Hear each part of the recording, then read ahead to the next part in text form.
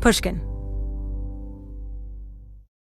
There's a place in our world where the known things go. A corridor of the mind. I haven't been down here in a while. It is good to be back. Down here where the walls are lined with shelves, cluttered with proof. Especially books. On the Origin of Species by Charles Darwin. Oh, and right next to that, The Menace of Darwinism by William Jennings Bryan. More of a pamphlet, really.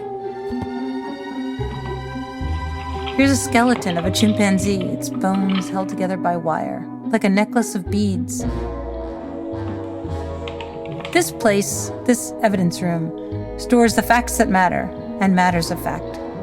It's all that stands between a reasonable doubt and the chaos of ignorance. It lies in a time between now and then. The sign on the door reads, "The Last Archive." Step across the threshold to the little town of Dayton, Tennessee. Population, a hair under 2,000. In the year 1925. There's an old guy playing the banjo.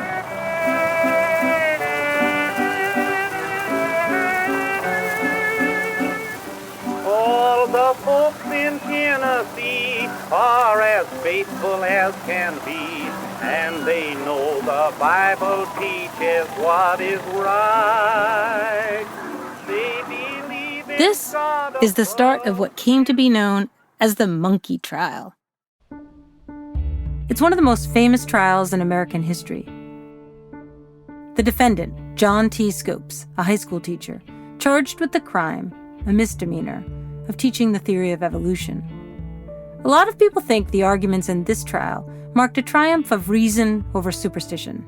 Some of those people, okay, I confess, for a long time, I was one of them.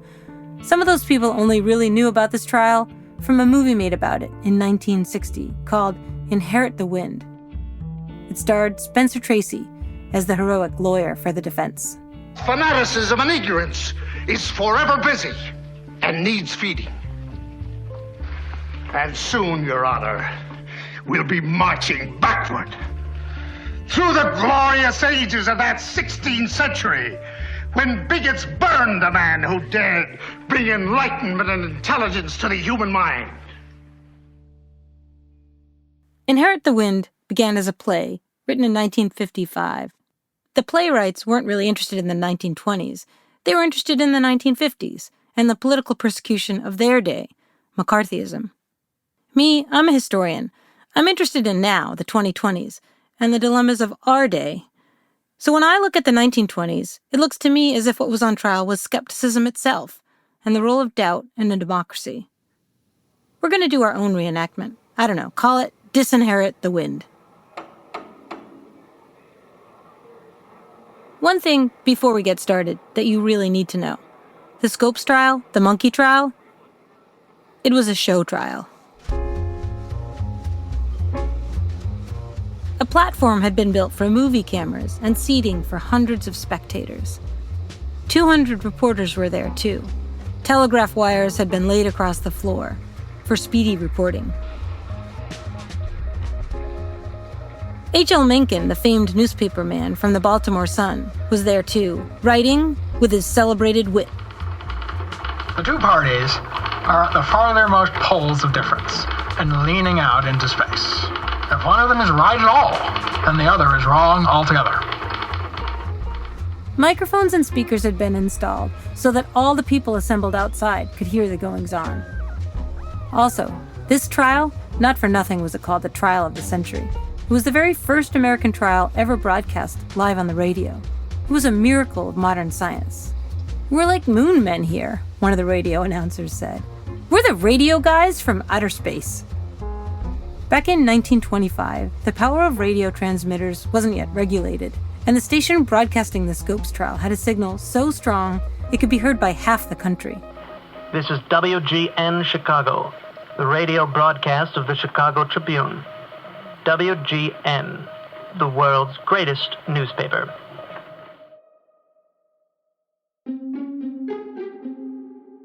I'm Jill Lepore. Welcome to the second season of The Last Archive, the world's greatest podcast, WGP. We're the show about how we know what we know and why it seems lately as if we don't know anything at all. And geez, maybe we never did. Last season was about truth and who killed it, a whodunit. We lined up the usual suspects: Facebook, Donald Trump, postmodernism. In the end, I argued that this case was like Murder on the Orient Express. Everyone really had a hand in the killing. This season, we've got a new case. I'm going to go back over the same decades, the last 100 years, and trace the instability of knowledge. Not so much who killed truth, but what fed doubt. This season is about a kind of questioning that began with skepticism and ended up, a century later, with people finding it hard to believe anything. How did that happen? In this season of The Last Archive, we watch a shadow grow and grow. The long, dark shadow of doubt. Then to Dayton came a man with his new ideas so grand, and he said we came from monkeys long ago. But in teaching his beliefs, Mr. Scopes found only grief, for they would not let their old religion go. Salesmen and quacks and all kinds of people who were just curious came from all over the country to Dayton, setting up shop for the trial, lining the streets. Some preached, some performed with trained monkeys. The New York Times filed this report. Whatever the deep significance of the trial, if it has any, there is no doubt that it has attracted some of the world's champion freaks. 3 days before the trial, William Jennings Bryan, attorney for the prosecution, arrived by train. A crowd of thousands greeted him at the station. Waving to the throngs, Bryan doffed his hat, a pith helmet, to protect his bald head from the sun. He looked as if he were on safari. Clarence Darrow, attorney for the defense, arrived 2 days later. John Scopes, the defendant, met Darrow at the train station, but hardly anyone else was there except a few reporters and photographers. Very little of this was about Scopes, or even about the teaching of evolution, at least in one high school classroom in Tennessee. The trial was a test case, engineered by the ACLU. States around the country had been discouraging the teaching of evolution. The Tennessee legislature had been the first to ban it. The ACLU wanted to expose how that ban violated freedom of speech. Scopes himself was all but a bystander. He never took the stand. In our reenactment, I'll hardly have reason to mention him again.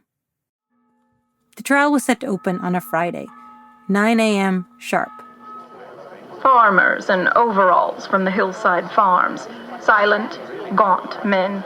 They occupied every seat and stood in the aisles and around the walls of the room.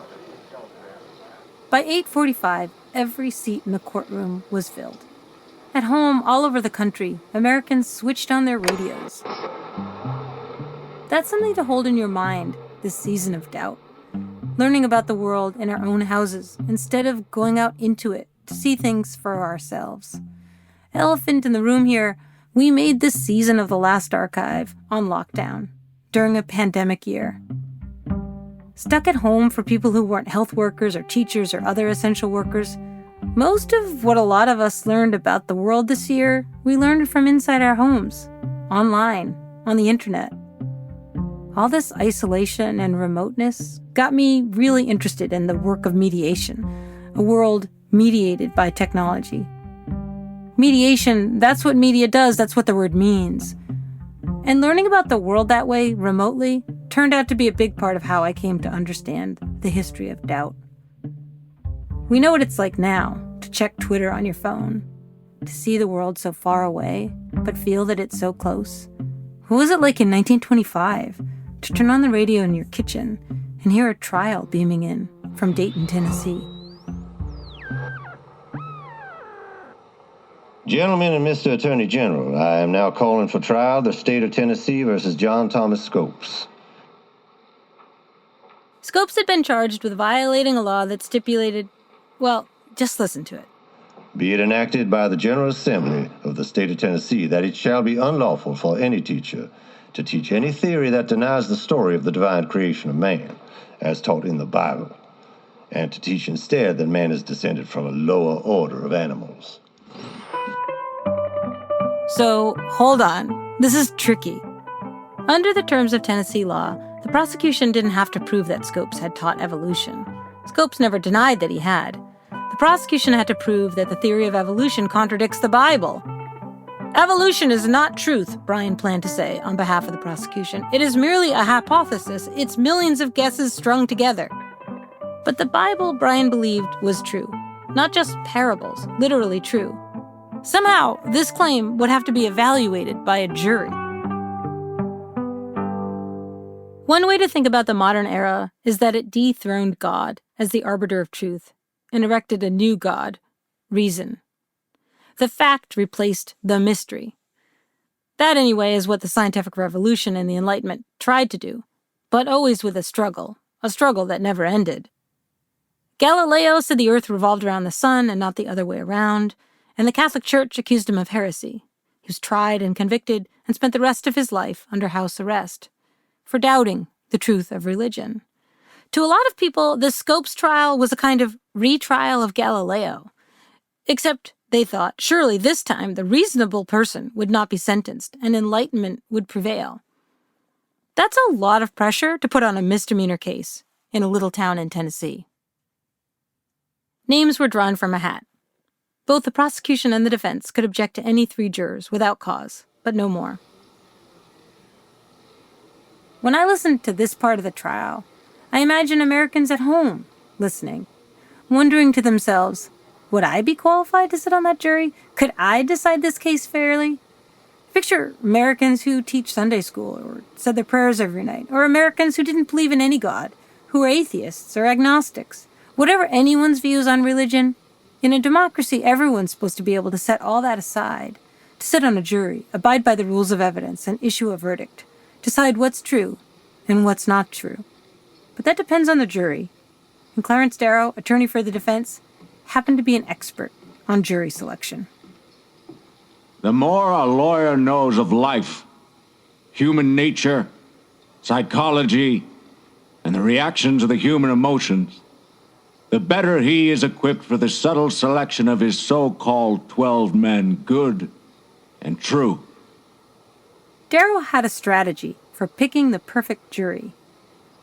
If a Presbyterian enters the jury box and carefully rolls up his umbrella and calmly and critically sits down, let him go. He is as cold as the grave.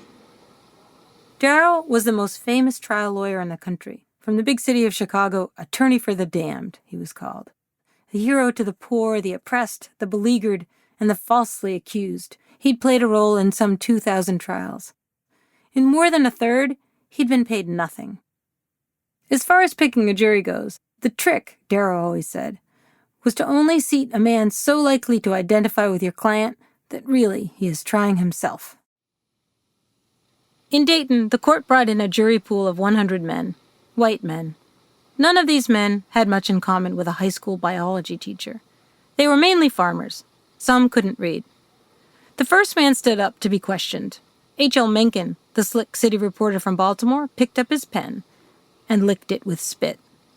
Listen carefully, and you can hear the first volley in a culture war that is still reverberating today. It'll be no more possible in this Christian valley to get a jury unprejudiced against Scopes than will be possible in Wall Street to get a jury unprejudiced against a Bolshevik. Darrow did his best to pull together a fair jury. By late afternoon, 12 men had been seated. They were sworn, and then court adjourned until Monday morning. Overhead, airplanes, little prop planes, flew north to deliver footage of the proceedings to cinemas to be shown as newsreels over the weekend. Sunday, though, was hardly a day of rest. The judge went to church. He and his wife sat in the front pew. Incredibly, and to you and me, scandalously, William Jennings Bryan, attorney for the prosecution, delivered the sermon. And he preached about the case. The attorneys for the defense charge that our objection to expert testimony is an attempt to evade the issue. William Jennings Bryan, Nebraska-born, a populist known as the Great Commoner. He wasn't much of a lawyer. He hadn't practiced law for more than 30 years at this point. Instead, he joined the prosecution's team because he was a celebrity. Bryan was a politician, a longtime presidential contender, a Democrat opposed to conservative Republican economic policy. He was also a fire and brimstone lay preacher known as Mr. Fundamentalist. He'd led a national campaign against the teaching of evolution. He once told a political cartoonist, "You should represent me as using a double-barreled shotgun, fixing one barrel at the elephant as he tries to enter the treasury, and another at Darwinism, the monkey, as he tries to enter the schoolroom." Bryan, opposed to republicanism and to Darwinism. Monday morning, the Scopes trial resumed. In that courtroom in Tennessee, just about everyone sided with Bryan. They were pro-Bible and anti-evolution. The basic issues of the case, indeed, seem to be very little discussed at Dayton. What interests everyone is its mere strategy. By what device, precisely, will Bryan trim-old Clarence Darrow? For no one here seems to doubt that Bryan will win. That is, if the bout goes to a finish.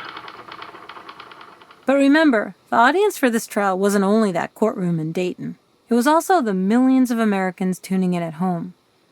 To that national audience, Darrow was making a point about the place of science in the American mind. Early on, he delivered a speech that kept everyone listening in glued to their radios. Here, we find today as brazen and as bold an attempt to destroy learning as was ever made in the Middle Ages. And the only difference is we have not provided that they shall be burned at the stake. But there is time for that, Your Honor. Darrow knew he had two audiences, the whole country and that jury of 12 men. He walked a tightrope. Mostly, though, he appealed to the nation. The state of Tennessee, under an honest and fair interpretation of the Constitution, has no more right to teach the Bible as the divine book than that the Koran is one, or the Book of Mormons, or the Book of Confucius, or the Buddha, or the essays of Emerson, or any one of the 10,000 books to which human souls have gone for consolation and aid in their troubles. Tennessee's Constitution specifically protected religious freedom in language that borrowed very heavily from Virginia's Statute for Religious Freedom, which had been written by Thomas Jefferson. Whereas Almighty God hath created the mind free, no man shall be compelled to frequent or support any religious worship, place, or ministry whatsoever. So when Darrow said Tennessee couldn't require anyone to teach the Bible as a divine book, he had constitutional cause. Obviously, the Tennessee legislature disagreed with him, or else they wouldn't have passed that evolution law. So Darrow had to go a lot further, and here he was talking to the jury. What is the Bible? Well, it is a book primarily of religion and morals. It is not a book of science. Never was and was never meant to be. It is not a textbook or a text on chemistry. It is not a work on evolution. That was a mystery. It is not a work on astronomy. The man who looked out at the universe and studied the heavens had no thought but that the earth was the center of the universe. But we know better than that. They thought the sun went around the earth and gave us light and gave us night. He's orating like a prophet, straight out of the King James Bible. We know better. I doubt if there is a person in Tennessee who does not know better. They told us the best they knew. But man finds out what he can and yearns to know more and supplements his knowledge with hope and faith. Darrow talked about what was actually in the Bible, the story of Adam and Eve, and how much people disagreed about what the Bible even said. Different religions, different sects. There were so many just in Dayton. Then finally, he got to Scopes' crime, which, he said, was no crime at all. He taught the doctrine of evolution, which is taught by believed by every scientific man on Earth. You could hear over the radio the sound of people trying to fan themselves, like so many bird wings flapping. Inside the courtroom, the temperature had risen to 100 degrees Fahrenheit. People's pants and skirts stuck to their seats. But they were glued there anyway, by Darrell's speech. He was 2 hours into it. Your Honor knows the fires that have been lighted in America to kindle religious bigotry and hate. You know that there is no suspicion which possesses the minds of men like bigotry and ignorance and hatred. Here's the part, the big part, where Darrow says the lines that Spencer Tracy would later reenact in Inherit the Wind. The movie script, at least here, is straight from the trial transcript. And okay, it is a great speech. Your Honor, it is the setting of man against man, and creed against creed, until with flying banners and beating drums, we are marching backward to the glorious ages of the 16th century, when bigots lighted faggots to burn the men who dared to bring any intelligence and enlightenment and culture to the human mind. I'm all in. I suspect you're all in. Maybe the people listening to the radio in the big cities were all in too. But the audience in Dayton was not. Court is adjourned until 9 tomorrow morning. Darrow's speech rose like a wind and ended like a flourish of bugles. The very judge on the bench began to look uneasy. But the morons in the audience, when it was over, simply hissed it. Mencken was a mean bastard. He hated that crowd in Tennessee. He thought they were all idiots.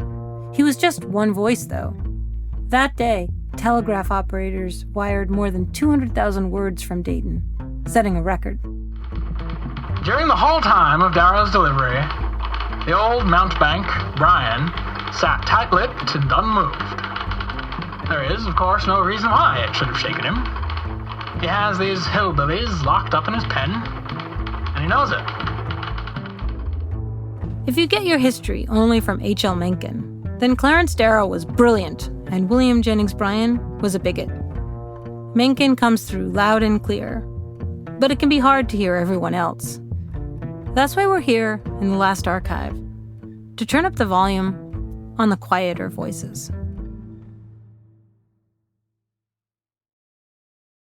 When General Motors says that they aim to put everyone in an electric vehicle, they mean everyone.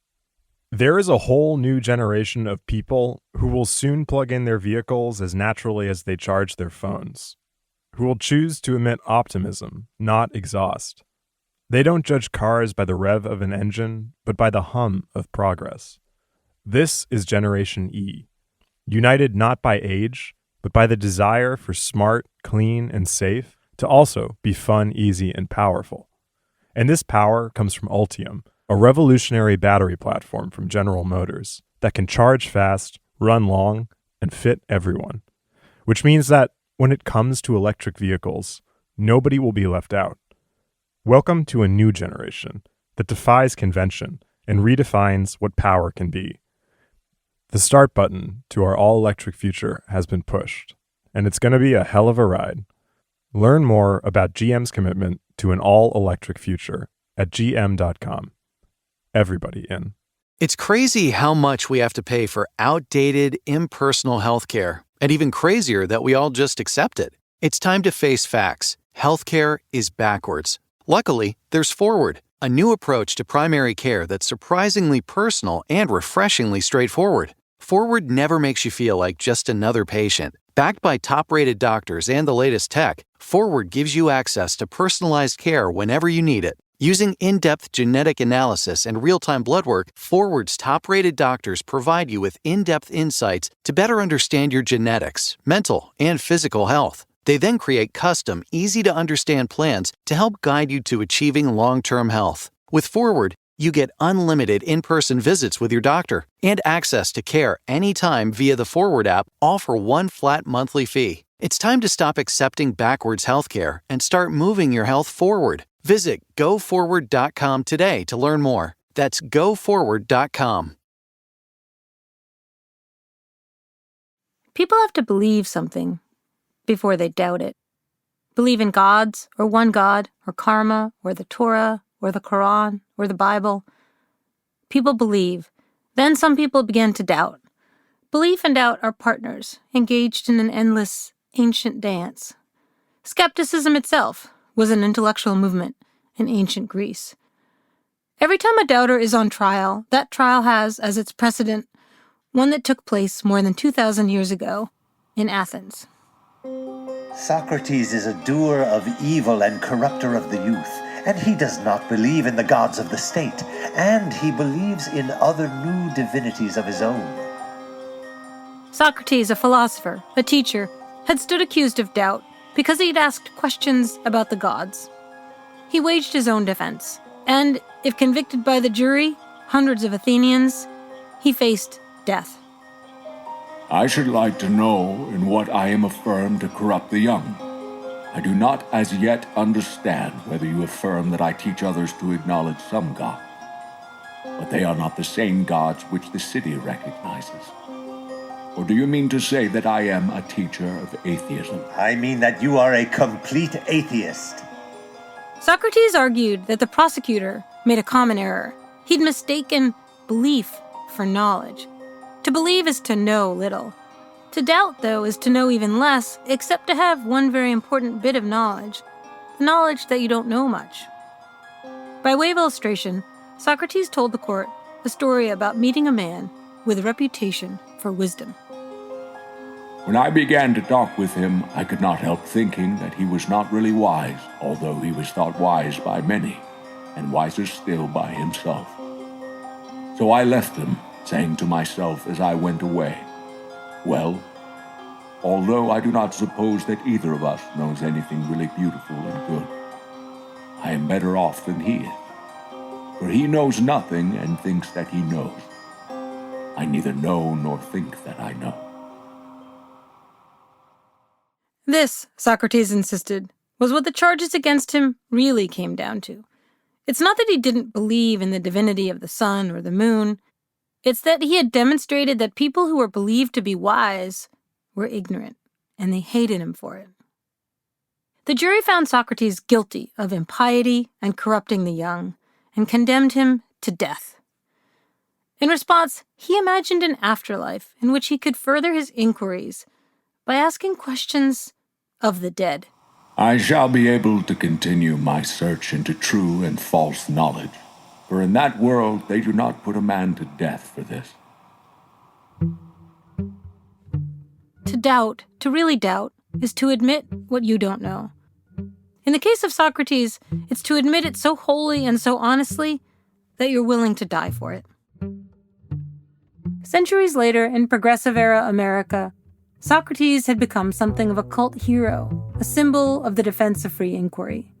Even Time magazine compared the Scopes trial to the trial of Socrates. But in Dayton, Tennessee in 1925, Clarence Darrow didn't say things like, "I neither know nor think that I know." He knew what he knew, and he sought to defend his client the ordinary way, by casting doubt about the case made by the prosecution led by William Jennings Bryan. Darrow often did this by mocking Bryan. So did H.L. Mencken, who called Bryan an old buzzard. It is a tragedy indeed to begin life as a hero and to end it as a buffoon. But let no one, laughing at him, underestimate the magic that lies in his black, malignant eye, his frayed but still eloquent voice. He can shake and inflame these poor ignoramuses as no other man among us can shake and inflame them, and is desperately eager to order the charge. On Thursday, the 5th day of the trial, Bryan spoke at length for the first time in order to object to the defense's motion to bring in expert witnesses, scientists who could argue for the scientific consensus about the theory of evolution. It is, I think, apparent to all that we have now reached the heart of this case. To permit an expert to testify upon this issue would be to substitute trial by experts for trial by jury, and to announce to the world your Honor's belief that this jury is too stupid to determine a simple question of fact. There is not a scientist in all the world who can trace one single species to any other, and yet they call us ignoramuses and bigots because we do not throw away our Bible. The one beauty about the Word of God is it does not take an expert to understand it. Bryan pointed out that the people of Tennessee had elected their legislature to enact their will. The people, he said, get to decide what's taught in schools, not experts. An expert cannot be permitted to come in here and try to defeat the enforcement of a law by testifying that it is a bad law. The place to prove that or teach that was to the legislature. On Friday, 1 week into the trial, the judge sustained Bryan's objections. The evidence of experts would shed no light on the issues. Therefore, the court is content to sustain the motion to exclude the expert testimony. I do not understand why every suggestion of the prosecution should meet with an endless waste of time, and a bare suggestion of anything that is perfectly competent on our part should be immediately overruled. I hope you do not mean to reflect upon the court. Well, Your Honor has the right to hope. I have the right to do something else, perhaps. The judge would cite Darrow for contempt. Darrow would apologize. Meanwhile, the two prize fighters went back to their corners. This is how a show trial works. Trials are imperfect means of reaching the truth. But this show trial was also a culture war. And a culture war really never arrives at the truth, because its combatants are only interested in the glory of the skirmish. They like to hear the sound of their own voices on the radio. Every move, every maneuver in a culture war makes things worse. The next bout was slated to begin on Monday morning. On Saturday, Darrow, deprived of his team of expert scientists, told a friend that he decided he needed only one witness to prove his case. I'm going to put a Bible expert on the stand about day after tomorrow. Greatest in the world, he thinks. A masterstroke. Never mind about the master stuff. And don't talk so loud. Too many reporters around here. If Darrow couldn't bring in scientists to prove the truth of doubt, he could bring in a believer to prove the error of faith. The defense called to the stand its surprise witness, William Jennings Bryan, the old buzzard himself. Struggling to find the perfect gift? One word: edible. Sure, they're famous for those delicious chocolate-dipped strawberries and fresh fruit arrangements, but they now offer handcrafted baked goods, seasonal floral bouquets, decadent boxed chocolates, and more. From birthdays and anniversaries to just treating yourself, Edible has something for every occasion, at every price. Speaking of, right now, you can save $10 when you use promo code PODCAST at checkout. See edible.com for terms and conditions. Damaged hair weighing down your style? Advance your hair game with the new Tresemme Pro Collection. Tresemme new keratin repair system with Bondplex technology builds new hair bonds and protects from future damage with every wash. Get salon quality results at home with Tresemme. For the Bible too, yes, I believe it. I've seen enough and I can prove it. What you say, it's bound to be that way. Lord, yes. On Monday morning, the beginning of the second week of the Scopes trial, the courthouse was so crowded, it was feared the floor might collapse. So the judge moved the trial outdoors, to the lawn, under a giant tent. And then Darrow announced that he planned to call Bryan to the stand as a witness for the defense. As word spread, the crowd grew from 500 to more than 3,000. Where do you want me to sit? Mr. Bryan, you are not objecting to going on the stand? Not at all. Do you want Mr. Bryan sworn? No. I can make an affirmation. I can say, "So help me God, I will tell the truth." No, I take it you will tell the truth, Mr. Bryan. You have given considerable study to the Bible, haven't you, Mr. Bryan? Yes, sir, I have tried to. I have studied the Bible for about 50 years. Do you claim that everything in the Bible should be literally interpreted? I believe everything in the Bible should be accepted as it is given there. Some of the Bible is given illustratively. For instance, ye are the salt of the earth. I would not insist that a man was actually salt, or that he had flesh of salt, but it is used in the sense of salt as saying God's people. Darrow asked Brian whether the whale really swallowed Jonah. That sort of thing. He asked him when the flood happened, and whether it really wiped out every living thing except for Noah and his wife and the animals on his ark. Mainly, Brian said he didn't know anything but what was in the Bible, and he wasn't curious about anything else either. Mr. Bryan's complete lack of interest in many of the things closely connected with such religious questions as he had been supporting for many years was strikingly shown again and again by Mr. Darrow. Okay, so Brian didn't have a lot of intellectual curiosity. But mocking him, the way a lot of newspaper reporters did, the way Darrow did, was also wildly unfair. It misses most of what's worth knowing here. Long before William Jennings Bryan became famous as a fundamentalist, long before the Scopes trial, he'd been a reformer, a defender of the poor. Even Darrow had supported him back then. Bryan had nearly been elected president. He'd run 3 times. Also, he didn't hate science. He hated Darwinism. But he reserved his special censure for a particular kind of Darwinism, social Darwinism. The idea that among humans, it's right that only the fit survive. In a speech he gave countless times, Bryan explained his position on evolution. I object to Darwinian theory because I fear we shall lose the consciousness of God's presence in our daily life if we must accept the theory that through all the ages no spiritual force has touched the life of a man and shaped the destiny of nations. But there is another objection. The Darwinian theory represents man as reaching his present perfection by the operation of the law of hate, the merciless law by which the strong crowd out and kill off the weak.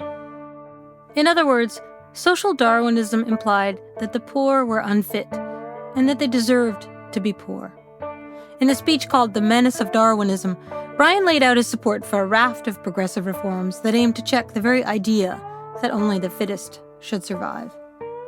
Pure food laws have become necessary to keep manufacturers from poisoning their customers. Child labor laws have become necessary to keep employers from dwarfing the bodies, minds, and souls of children. That biology textbook that Scopes used in his classroom, its discussion of evolution also happened to endorse the forced sterilization of people like epileptics, the mentally ill, and those who were called feeble-minded. If such people were lower animals, we would probably kill them off to prevent them from spreading. Humanity will not allow this, but we do have the remedy of separating the sexes in asylums or other places, and in various ways preventing intermarriage and the possibility of perpetuating such a low and degenerate race. That's textbook social Darwinism, eugenics. In 1921, when Kentucky's Baptist Board of Missions called for a law to ban the teaching of evolution, Bryan decided to wage a national crusade. He saw in secular modernity the end of Christian sympathy, compassion, and charity. 4 years later, in 1925, Bryan's crusade brought him to the Scopes trial, where he squared off against Clarence Darrow. Mr. Bryan, could you tell me how old the Earth is? No, sir, I couldn't. The Tennessee Attorney General leapt from his chair and interrupted. He begged for this to stop. What is the purpose of all of this? But Bryan was delighted to have the chance to answer for both the court and the jury, and the listeners across the country tuned into their radios. The purpose is to cast ridicule on everybody who believes in the Bible. And I am perfectly willing that the world shall know that these gentlemen have no other purpose than ridiculing every Christian who believes in the Bible. We have the purpose of preventing bigots and ignoramuses from controlling the education of the United States, and you know it. I am simply trying to protect the Word of God against the greatest atheist or agnostic in the United States. I want the papers to know that I am not afraid to get on the stand in front of him and let him do his worst. I want the world to know. The judge let it go on. The audience sweated and swatted at flies. The sun bore down. The telegraph machines clattered. Darrow kept questioning Brian. How long had it taken God to create the earth and everything in it? 7 days? Have you any idea of the length of these periods? No, I don't. Do you think the sun was made on the 4th day? Yes. And they had an evening and morning without the sun? I am simply saying it is a period. They had an evening and morning for 4 periods without the sun, do you think? I believe in creation as they're told, and if I'm not able to explain it, I will accept it. Was everything in the Bible true? Or was it worth doubting? Or had Darrow gone far past doubting the Bible and into mocking people who believe it? The only purpose Mr. Darrow has is to slur the Bible.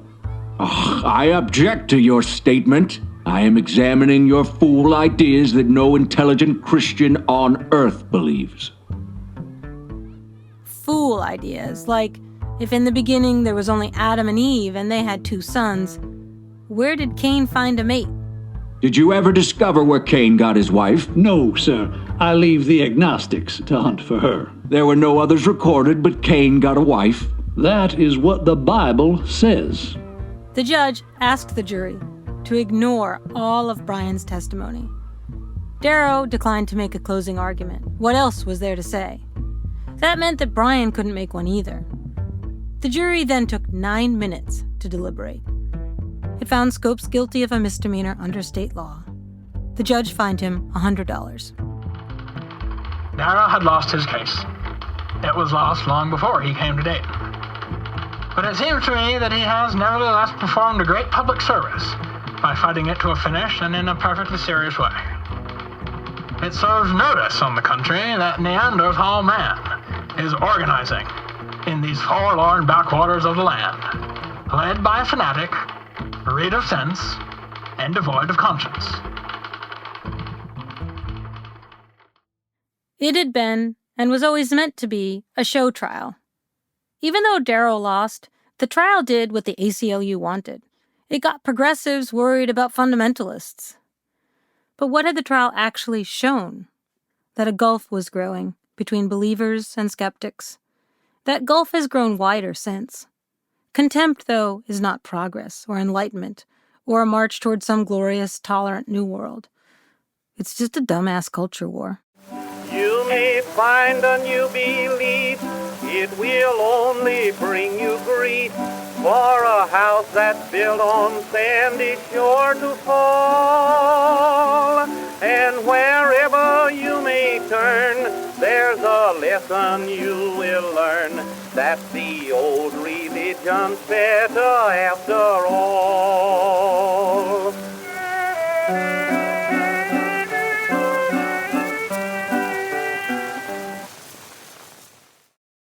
5 days after the close of the Scopes trial, William Jennings Bryan died in his sleep. It was as if fending off Clarence Darrow had sapped the very life out of him. All around the country, people tried to make sense of the trial of the century. One journalist, Walter Lippmann, decided the best way to reckon with the implications of the trial was to imagine Bryan in the afterlife.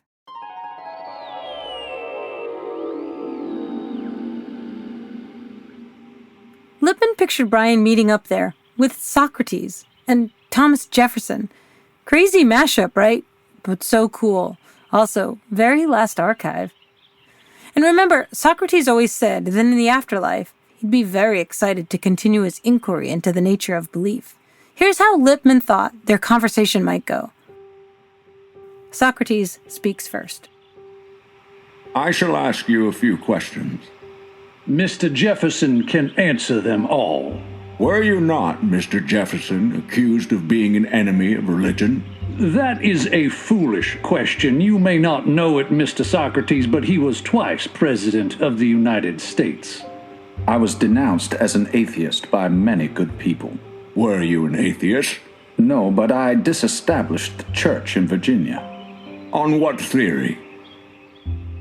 Socrates was asking Jefferson about Virginia's statute for religious freedom, which Jefferson had written, and which had found its way into the Tennessee Constitution, too. Let us be frank. Did you not overthrow a state religion based on revelation and establish in its place the religion of rationalism? It's getting very warm in here. Questioned relentlessly by Socrates, this is what's called the Socratic Method. It was getting pretty hot up there for Jefferson, too. I mean, within the context of this truly weird, but also great imaginary scene set in the afterlife. Because here's the problem with doubt. It's not the absence of belief. Skepticism is a belief in inquiry. And belief in inquiry is foundational to the United States. That's how a democracy works. But Socrates kept on pressing Jefferson about the limits of his tolerance for any belief other than the belief in reason. Couldn't skepticism become its own religion? Jefferson had established a public school and a university to teach knowledge as acquired by the use of reason, a rejection of knowledge as revealed by God. But Socrates kept asking him questions. And did your taxpayers believe that the best knowledge could be acquired by human reason? Some believed it. Some preferred revelation. And which prevailed? Those who believed in the human reason. Were they the majority of the citizens? They must have been. The legislature accepted my plans. You believe, Mr. Jefferson, that the majority should rule? Yes, providing it does not infringe the natural rights of man. If you believe in majority rule, a system of government where the people get to decide what's true, what happens when the people are just wrong? Then Socrates turned to a very sweaty William Jennings Bryan. He must have seen where all this was going, toward a seemingly unresolvable conflict between fundamental American principles, majority rule, and the freedom of thought. Did you say you believe in the separation of church and state? I did. It is a fundamental principle. Is the right of the majority to rule a fundamental principle? It is. Is freedom of thought a fundamental principle, Jefferson? It is. Well, how would you gentlemen compose your fundamental principles if a majority, exercising its fundamental right to rule, ordained that only Buddhism should be taught in the public schools? I'd move to a Christian country. I'd exercise the sacred right of revolution. What would you do, Socrates? I'd re-examine my fundamental principles.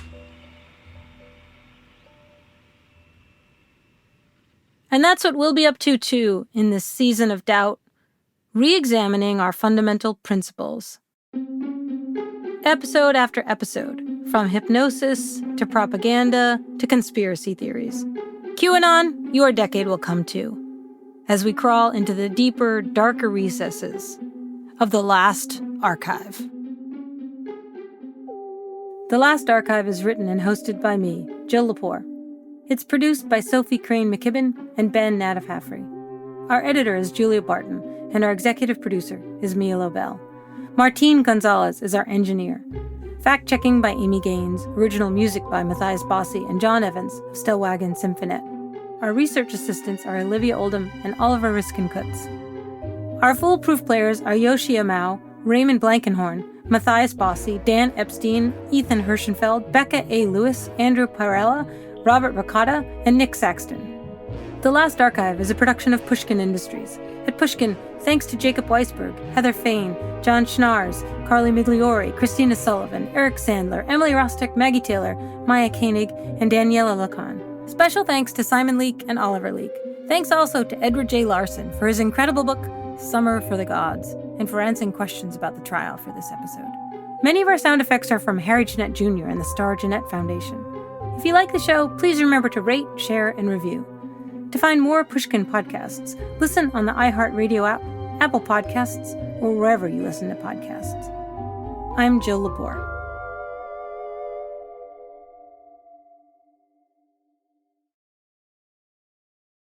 All New Yorkers 16 and older can now get COVID-19 vaccines. And we have one thing to say. Woohoo! It's your turn. Make an appointment today. Visit nyc.gov/vaccine finder or call 877-VAX4NYC. COVID-19 vaccines are now available to all New Yorkers 16 and older. Help us get one shot closer to a COVID-free NYC. Make an appointment today. Visit nyc.gov/vaccine finder or call 877-VAX4NYC.